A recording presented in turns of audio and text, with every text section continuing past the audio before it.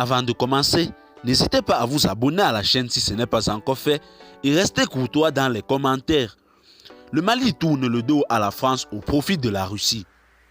Après plus d'un siècle de suprématie occidentale, un nouvel ordre mondial est en passe de naître avec comme tête de proue la Fédération de Russie, la Chine continentale et l'Inde. Ce bloc qu'on pouvait autrefois appeler bloc de l'Est, en opposition à celui de l'Ouest, va irrésistiblement séduire les dirigeants africains et dessiner une nouvelle configuration mondiale. Celle qui permettra d'extirper les pays les plus faibles des griffes de l'Occident paternaliste, impérialiste et hégémoniste. Ex-colonie française, le Mali du colonel Assimi Goïta semble être ce pays cobaye dans une sous-région ouest africaine acquise en grande partie à la cause de la métropole à avoir véritablement tourné le dos à la France d'Emmanuel Macron pour tendre la main à la Russie de Vladimir Poutine.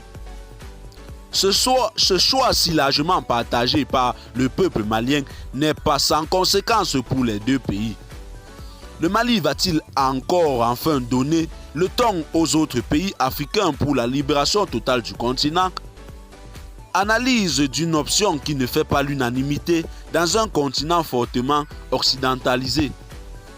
S'il est indéniable d'affirmer que les puissances, qu'elles soient occidentales ou orientales, ne visent qu'un seul objectif, à savoir faire le maximum de profit, il demeure tout aussi clair que l'Occident semble montrer un visage à la fois hideux et inhumain en condamnant les pays pauvres dans une précarité indescriptible, d'où la levée de boucliers anti-occidentaux en Afrique.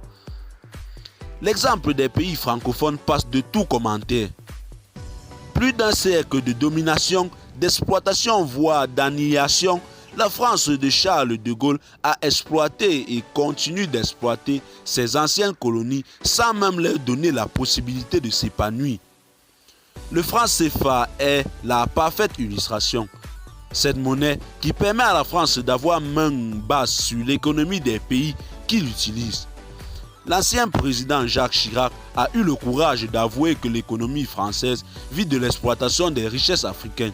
Eh bien, chers téléspectateurs, c'est tout pour cette note d'information. Laissez-nous en commentaire ce que vous en pensez et à très bientôt pour une nouvelle note d'information.